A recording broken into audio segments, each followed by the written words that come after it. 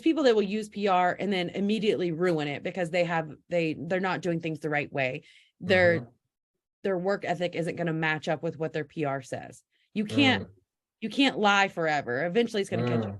Yeah, that's true. But if you're a good, legitimate business owner that cares about your clients and wants to do good in this world, PR can allow you to do that so much faster. Like Mm-hmm. all PR did, it wasn't a lie. It was just showing people that I was the best option, and I am the best option. I really Nice. care. I really want to do good things. I really want to help entrepreneurs. And so if it takes a consumer seeing that Forbes said that or Yahoo Finance said that to convince them that I'm legitimate, I am going to make that happen. Because once you get on Yeah. the phone with me, it's a wrap. Yeah. If I need Forbes to get you on the phone with me, then that's what I will do.